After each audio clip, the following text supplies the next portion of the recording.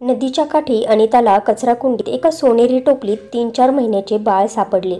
त्या टोपलीत चमकणारी नाणी आणि एक चिठ्ठी होती. त्यात लिहिले होते की जो कोणी या बाळाचा सांभाळ करेल तो एका रात्रीत करोडपती होईल. ती चिठ्ठी वाचून अनिताला खूप आनंद झाला. पैशांच्या लोभापायी तिने त्या बाळाला घरी आणले, परंतु घरी येताच त्या सोनेरी टोपलीत गरिबी माणसाला काहीही करायला भाग पाडते. ही एक देवाची परीक्षाच असते, जी माणसाला कोणत्याही जन्मात त्या परीक्षेत पास व्हावेच लागते. याच प्रकारे गरिबीसुद्धा देवाकडून घेतलेली खूप मोठी परीक्षाच असते, ज्यामध्ये देव आपल्या भक्तांचा लोभ आणि त्यांचा चांगलेपणा पारखतो. याच गरिबीमुळे माणूस लोभाकडे जाऊन चोरीही करतो आणि देवाच्या परीक्षेत नापास होतो. आणि जो माणूस या परीक्षेत लोभ आणि मोहाचा त्याग करून सत्याचा मार्ग वापरून कठीण परीक्षेला पार करून आपल्या मेहनतीने पुढे जातो, तोच ही परीक्षा जिंकतो आणि मग देव त्याच्यावर प्रसन्न होऊन जातो. आणि अशा प्रकारे अथक परिश्रमांनी भरलेली ही कथा, जिला ऐकून तुम्हाला धक्का बसेल. जमिनीवरून उचलून ते शिखरापर्यंत पोहोचवण्याची ही कथा तुम्हाला खूप काही शिकवून जाईल. विधवा होणे आणि गरीब होणे हा एक असा गुन्हा आहे की ज्याची शिक्षा कोणता कायदा नाही, तर आपला समाज देतो. मी अनिता आहे आणि मी एक विधवा स्त्री आहे. आज मी आमच्या भाड्याच्या घरात खूप घाबरलेले बसले होते. मला माहिती होते की घराचा मालक कोणत्याही क्षणी येणार आहे. तो नेहमी कोणती ना कोणती अशी गोष्ट करायचा की ज्याच्यामुळे पुढचे 15 दिवस मी घाबरूनच बसलेली असायचे. आजसुद्धा असेच होणार होते. घराच्या मालकाची मी वाट बघत होते. माहिती नाही त्याचे वागणे, त्याचे हावभाव आज मला ठीक वाटत नव्हते. थोड्याच वेळात त्यांनी दरवाजावर थाप मारली. मी जसा दरवाजा उघडला तो समोरच उभा होता. त्याच्या डोळ्यात फक्त रागच नव्हता, तर त्याच्या चेहऱ्यावर राक्षसी हास्यसुद्धा होते. मला म्हणाला, हे बघ अनिता, तुला जर या माझ्या घरात राहायचे असेल तर भाडं न देता सुद्धा तू राहू शकतेस. आता तू इतकी भोळी नाही आहेस की मी तुला प्रत्येक गोष्टीचा अर्थ समजावून सांगू. तुला इतके तर माहिती असेल की मला काय हवं आहे. आता तुला जर आपल्या या घरमालकाचे छत आपल्या डोक्यावर ठेवायचे असेल तर बाहेर जाऊन अपमानित होऊन आपली इज्जत घालवण्यापेक्षा इथे तू आनंदात आपले जीवन घालवू शकतेस. शेवटी मर्जी तुझी असेल. आज रात्री मी पुन्हा येईल. जर तुझे मन झाले आणि तू मला मनापासून स्वीकारण्यास तयार झालीस तर मला काहीच अडचण नसेल. तू इथे वर्षोनुवर्षे सुद्धा राहू शकतेस आणि खाणेपिणे, तुला नटण्या थटण्याचं सामान, कपडे, राशन, जगातला प्रत्येक ऐशोआराम तुला मिळेल. पण मला हेच कळत नाही की तुला त्या कचऱ्यातून अन्न शोधून खाण्याची काय आवड आहे. जा, आजसुद्धा तुझी ही आवड पूर्ण कर. जर आज तुला अक्कल आली तर मी समजेल की माझे नशीब चमकले, नाहीतर पुढे तुझी मर्जी आहे. अनिता, मी काय म्हणू शकतो? तू स्वतः एक गरीब स्त्री आहे. तू काय एक लहान मुलगी नाही की प्रत्येक गोष्ट मी तुला जबरदस्तीने शिकवू. जर तुझे लग्न झाले नसते तर कदाचित मी काहीतरी केले असते. पण तू एक लग्न झालेली विधवा आहेस. तुला समजावणे खूपच अवघड आहे. असे बोलून तो माणूस तिथून निघून गेला. पण माझे मन जळत होते. मला समजत नव्हते की माझ्यासोबतच असे का होत आहे. एक घर मालक ज्याने आपल्या घरात मला जागा दिली होती, त्याने सुद्धा आपला मनसुबा बदलला होता. मग अशा परिस्थितीमध्ये त्याचे मन वेगळी गोष्ट मागत असेल तर त्याचे मन आपण बदलू शकत नाही ना.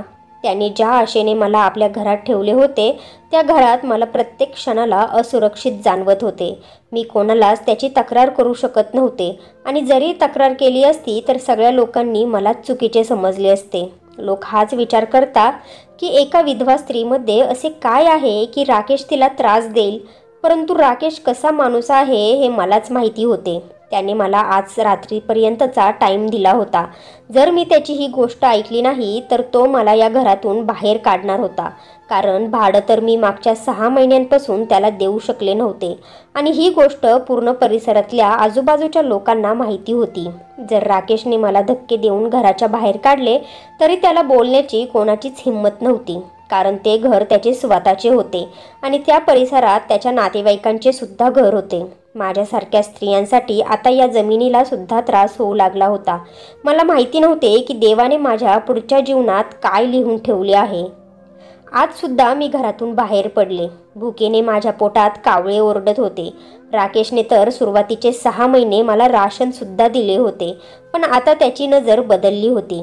आता ते राशन आणि सगळं काही देण्यासाठी एकाच अटीवर तो तयार होता की सगळ्यात अगोदर मी त्याला खुश करू, त्याची प्रत्येक गोष्ट ऐकू आणि एक अनैतिक संबंध त्याच्यासोबत ठेवू. परंतु कोणतीही स्त्री जी आपल्या विवेकबुद्धीचं ऐकते ती स्त्री राकेशसारख्या नीच माणसाच्या बोलण्याकडे लक्ष देत नाही. आणि मी एक प्रामाणिक स्त्री होते.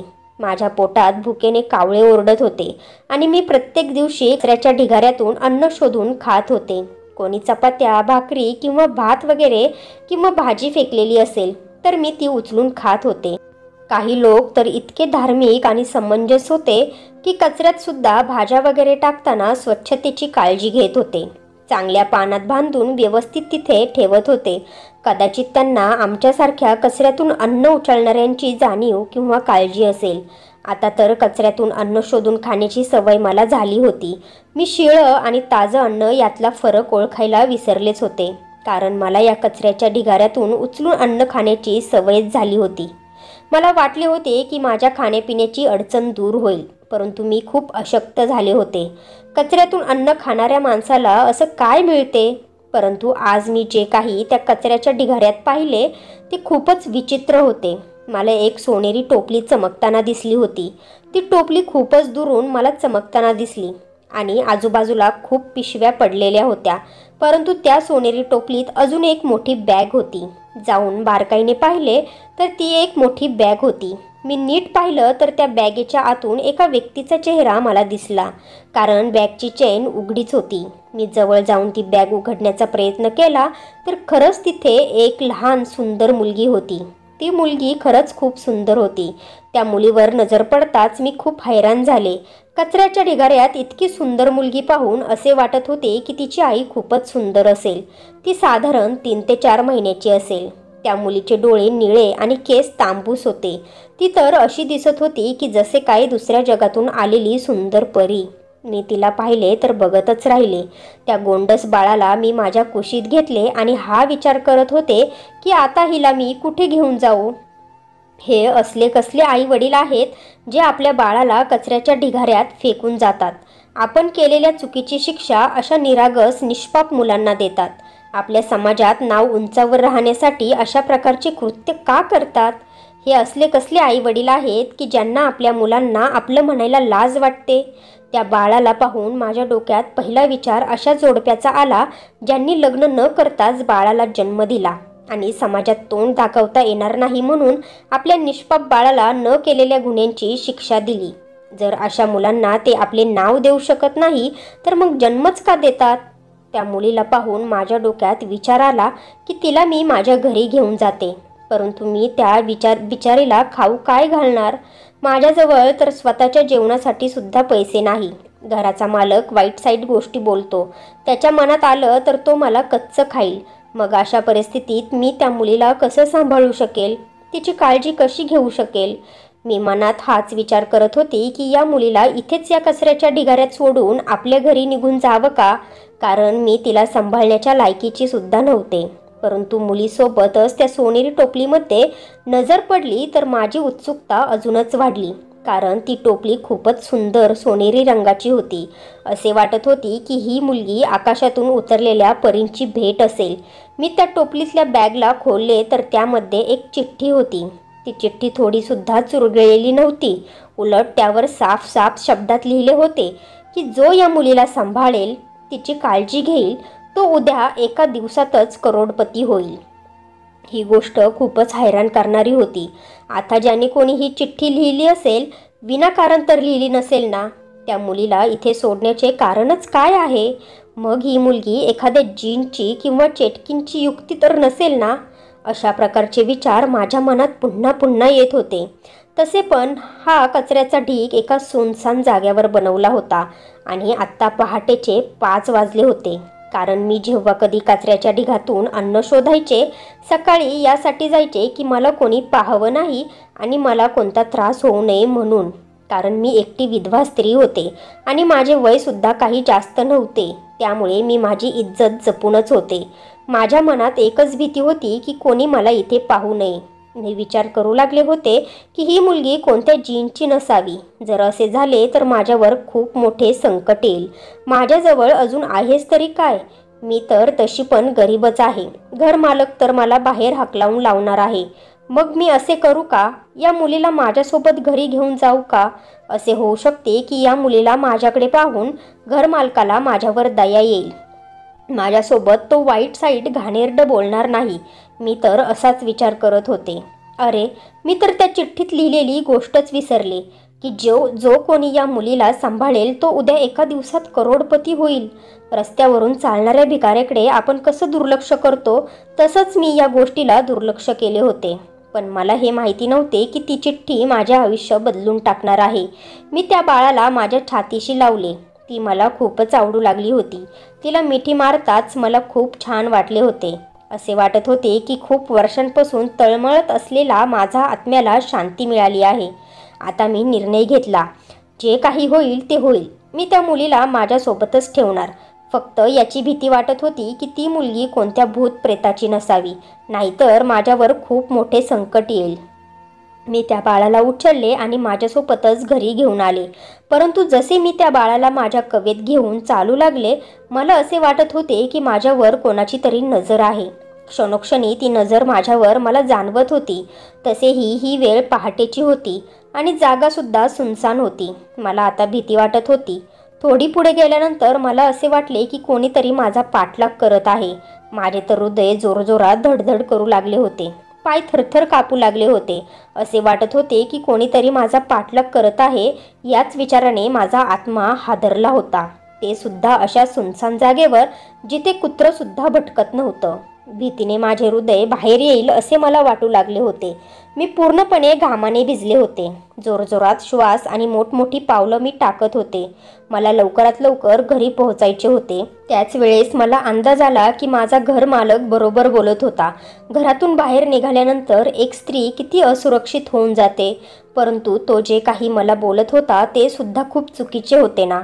मी असे कसे स्वतःला त्याच्या ताब्यात देऊ शकत होते? असो, मी स्वतःला समजावले आणि माझे हृदय बळकट केले.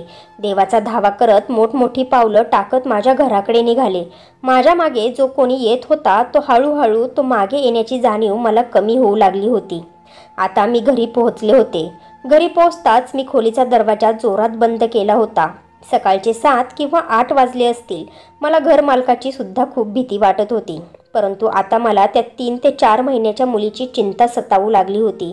माझ्या मनात ममतेची भावना निर्माण झाली होती. कोणत्याही परिस्थितीत मी त्या मुलीला एकटं सोडू शकत नव्हते. आता विचार करत होते की मी तिला दूध कुठून आणून देऊ? घरात तर खाण्यापिण्याची कोणतीच वस्तू नव्हती. पहिला विचार केला की तिला साखरेचं पाणी प्यायला देऊ. मग माझी नजर तिच्या त्या सोनेरी टोपलीत असलेल्या बॅगवर पडली. मी त्या बॅगेत काही चमकणारे नाणी पाहिली. मी त्यांना बाहेर काढले आणि त्यांना पाहून हैराण झाले की जेव्हा मी त्या मुलीला घेऊन येत होते तेव्हा मला त्या टोपलीत किंवा बॅगमध्ये एकही नाणं दिसलं नव्हतं. मग ही सर्व नाणी आली तरी कुठून? पण आता मला त्या मुलीच्या भुकेची चिंता सतावत होती. मी जास्त त्या टोपलीला आणि बॅगला खोलात जाऊन पाहिले नाही आणि जास्त विचार केला नाही. ही छोटीशी पिशवी नाण्यांनी भरली होती. त्या नाण्यांना एकत्र करून फार जास्त पैसे जमा होत नव्हते. हो, फक्त पैशांनी मी एक दुधाची पिशवी आणू शकत होते. मी काही नाण्यांचा वापर करून फक्त एक पिशवी घेऊन आले जी 20 रुपयाची होती. मी ते पैसे त्या दुकानदाराला दिले तेव्हा ते पैसे पाहून तो सुद्धा हैराण झाला आणि म्हणाला, इतकी चमकणारी नाणी मी आज पहिल्यांदा बघत आहे. तू कुठून घेऊन आली आहेस? असे वाटत आहे की आत्ता या नाण्यांना मशीनमधून काढले आहे. मी त्या दुकानदाराला काहीच उत्तर दिले नाही आणि जेव्हा मी घरी आले आणि मुलीला दूध पाजले तेव्हा दूध पिल्यानंतर त्या मुलीला शांत झोप येऊ लागली. मुलगी खूपच शांत दिसत होती. ती तर मला दुसऱ्या जगातलीच परी वाटत होती. परंतु मला त्या मुलीला माझ्याजवळ खूप प्रेमाने आणि आपुलकीने ठेवायचं होतं. त्यामुळे मी तिला दूध पाजलं आणि त्या सोनेरी टोपलीतल्या बॅगला पाहू लागले. त्यामध्ये अजून एक चिठ्ठी होती. हे सगळं पाहून मला पुन्हा पुन्हा जाणवत होते की त्या मुलीचे नशीब माझ्यासोबतच जोडलेले आहे आणि ही मुलगी माझे आयुष्य बदलून टाकणार आहे. परंतु हे कसं काय शक्य होऊ शकत होतं? कारण ती मुलगी जर इतकी नशीबवान असती तर ती कचऱ्याच्या ढिगाऱ्यात कशी काय पडली असती?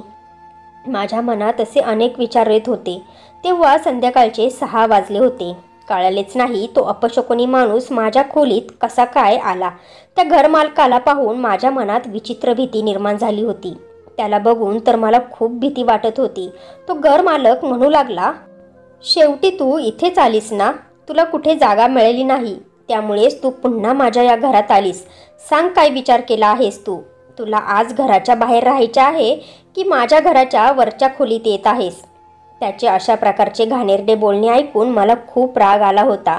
मी रागाने लालबुंद झाले होते, परंतु त्या चिठ्ठीत लिहिलेली गोष्ट आठवताच माझ्यात एक वेगळीच हिंमत आली होती. मी त्याला म्हणाले, राकेश, तुम्ही इतकी वाट पाहिली आहे तर मग अजून एक दिवस वाट पहा. आज माझ्याजवळ ही मुलगी आहे. ही मुलगी दुसऱ्याची आहे, म्हणजे माझ्या दूरच्या नातेवाईकाची आहे. ती सुद्धा माझ्यासारखी गरीबच आहे. मुलीच्या आईला कुठेतरी कामाला जायचे होते, त्यामुळे तिने या मुलीला माझ्याकडे सांभाळायला दिले आहे. आज रात्री मी तुमचे काहीच ऐकू शकत नाही. जर तुम्ही मला एका दिवसाचा टाईम दिला तर माझे उत्तर तुम्हाला हो मध्येच असेल. माहिती नाही मी काय विचार करून त्या राकेशला ही गोष्ट बोलले होते. तसे तर तो कोणताच विचार न करता ही गोष्ट मान्य करणार नव्हता. उद्या जर त्याची ही गोष्ट मी ऐकली नाही तर तो माझ्यावर घाणेरडे आरोपसुद्धा लावू शकत होता. परंतु त्यावेळी माझ्या तोंडी जे आलं ते मी त्याला बोलले. असे वाटत होते की जसे काही मी इथे एकच दिवस राहणार आहे. माझे बोलणे ऐकून राकेशला खूपच आनंद झाला होता. आनंदात त्याने उंच उडी मारली आणि हसत म्हणाला, मला तर वाटलेच नव्हते की तुला इतक्या लवकर अक्कल येईल. आता तुला अक्कल आली आहे तर मी उद्यापर्यंत तुझी वाट पाहील. तुझ्यासाठी तर मी पूर्ण आयुष्यभर वाट पाहू शकतो. फक्त मला तुझा होकार हवा होता. माझं तुझ्यावर खरंच प्रेम आहे, पण माहिती नाही तुला माझ्यावर कधी विश्वास बसेल. मी तुला लग्न न करता आयुष्यभर खुश ठेवेल. फक्त मला एकच गोष्ट हवी आहे. समजलं असेल ना कोणती? तुझ्यावर तर मी नोटांचा पाऊस पाडू शकतो. माहिती आहे ना की या सर्व खोल्या माझ्या आहेत. फक्त तूच माझ्या मनावर राज्य करतेस. माझ्या घरावर सुद्धा तूच राज्य करशील. राकेश असे बोलल्यानंतर माझ्या खोलीत यायला लागला. तेव्हा मी लगेच त्याच्या तोंडावर दरवाजा बंद केला होता. बस एवढेच पुरेसे होते की मी त्याला म्हटले की राकेश उद्यापर्यंत वाट बघेल. आणि मी माझ्या मनात खूप आशा घेऊन सकाळची वाट बघत होते, कारण त्या चिठ्ठीत जे लिहिले होते तो एका दिवसाचा वेळ होता आणि उद्या सकाळीच एक दिवस पूर्ण होणार होता. त्यामुळे मी विचार केला होता की मी माझे नशीब आजमावून बघू. जर एक गोष्ट घडत असेल तर त्यावर मी विश्वास का नको करू? माझ्या मनाने मला साक्ष दिली होती की त्या चिठ्ठीवर लिहिलेल्या ओळीवर मला विश्वास करायला हवा. मी असेच केले. सकाळची वाट मी खाली हाताने बघितली नव्हती. देवाकडे प्रार्थना करत होते की त्या चिठ्ठीवर लिहिलेलं सगळं काही खरं होऊन जावं. मी वेड्यासारखं स्वप्न बघत होते. सकाळी मी आनंदाच्या बातमीची वाट बघत होते. वेड्यांसारखं मी स्वप्नांच्या जगात उडत होते आणि सकाळ होण्याची वाट बघत होते. बस सकाळी जेव्हा मी दरवाजा उघडला तेव्हा मला खूप भूक लागली होती. मी दरवाजा उघडला तेव्हा मन थोडे उदास झाले होते की आतापर्यंत काहीच आनंदाची बातमी आली नाही. असे वाटत होते की पुन्हा मला त्या कचऱ्याच्या ढिगाऱ्यातून उचलून अन्न खावे लागेल. परंतु जसा मी दरवाजा खोलून माझा एक पाऊल बाहेर टाकला तेव्हा माझा पाय कोणत्या तरी वस्तूला लागला. मी खाली पाहिले तर तो एक सोनेरी रंगाचा डब्बा होता.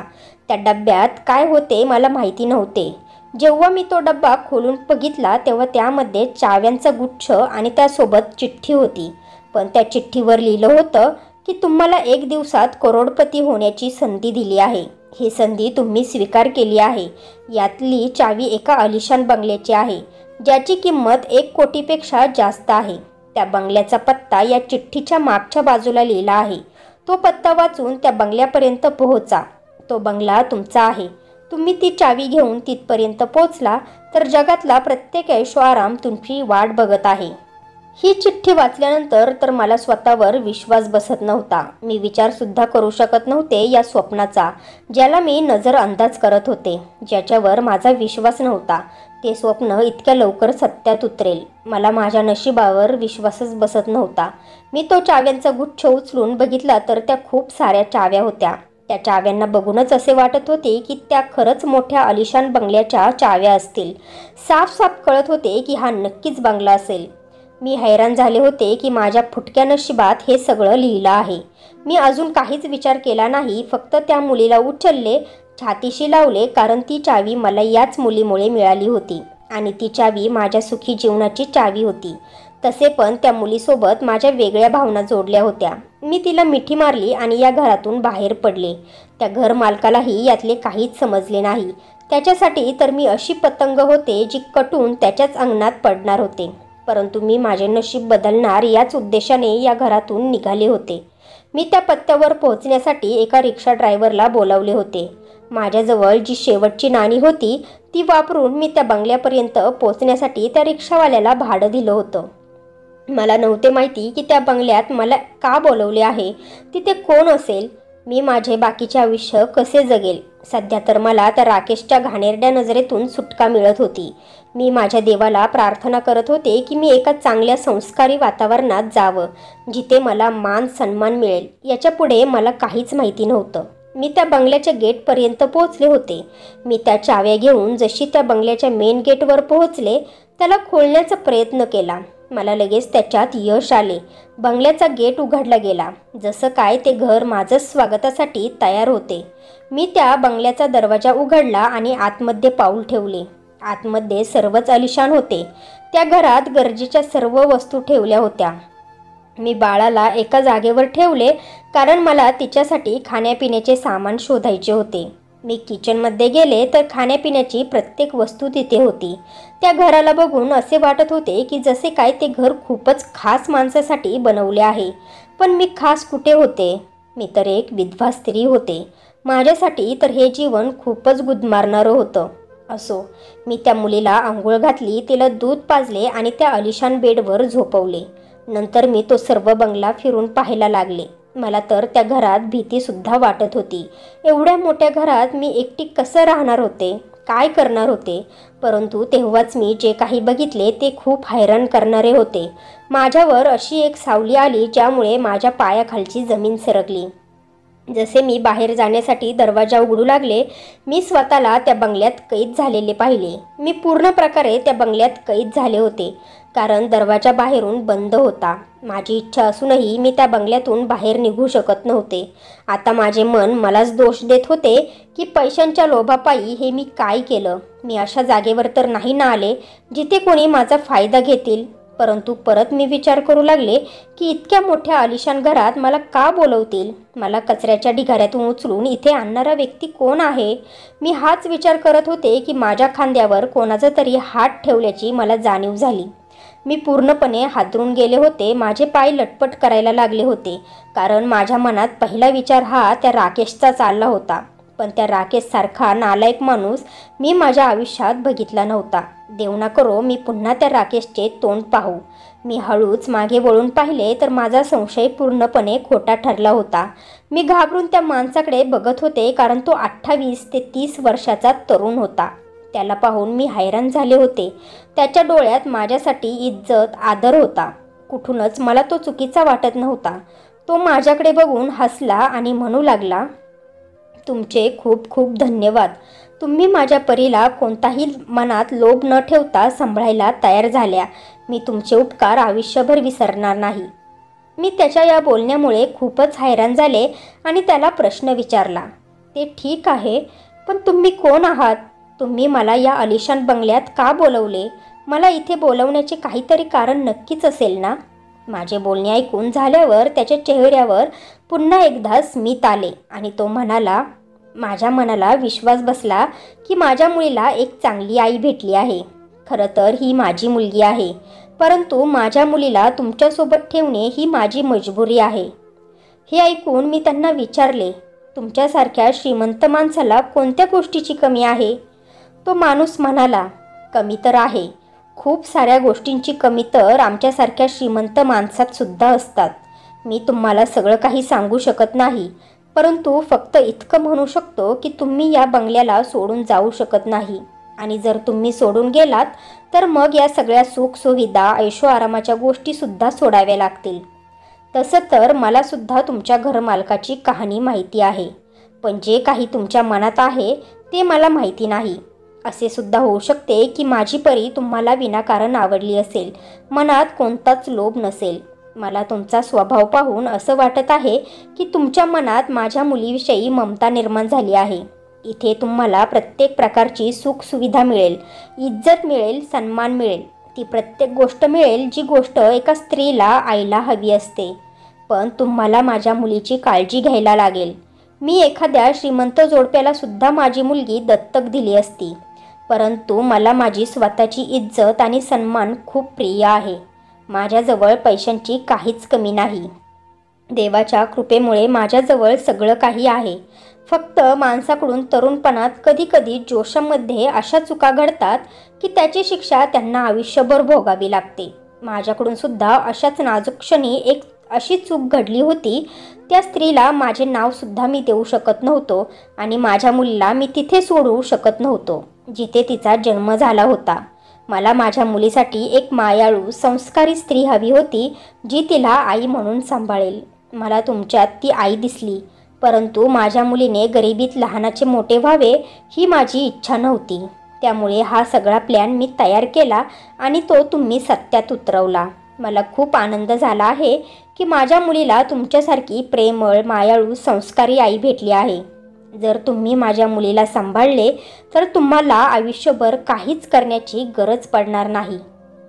मी त्या देवदूतला माझ्यासमोर बघत होते जे वास्तव होतं, माझे स्वप्न नव्हते. परंतु मी विचार करू लागले की खरंच चारित्र्य स्वच्छ असेल आणि स्वाभिमान, इज्जत जपून राहिलो तर देव त्याचे नक्कीच फळ देतो. कदाचित देवाने राकेशच्या घाणेरड्या नजरेपासून आणि त्याच्या वाईट हेतूपासून वाचवण्यासाठी माझ्या नशिबात हे सगळं लिहिले असेल. नाहीतर मी कुठे आणि हा आलिशान बंगला कुठे. नंतर तो माणूस जो माझ्यासाठी देवदूत होता, काही वर्षांनी त्याने मला सुद्धा स्वीकारलं, माझ्याशी लग्न केलं, मला त्याचं नाव दिलं आणि मी आता त्यांची पत्नी झाली आहे. आता या गोष्टीला घडून 20 वर्ष झाली होती आणि आज माझी परी 20 वर्षांची झाली आहे. आम्ही दुसऱ्या मुलाला जन्मसुद्धा दिला नाही. आम्ही परीसोबतच खूप खुश आहोत. काही वर्षातच माझी परी शिकून मोठी कलेक्टर झाली. खरंच आम्हा दोघांना तिचा खूप खूप अभिमान वाटतो. तर फ्रेंड्स, तुम्हाला ही स्टोरी आवडली असेल तर व्हिडिओला लाईक करा आणि आपल्या नात्यांचा स्पर्श या चॅनेलला सबस्क्राईब करा आणि बेल आयकॉनवर क्लिक करून ऑलवर सेट करा, म्हणजे पुढची व्हिडिओ तुम्हाला लगेच भेटेल. धन्यवाद.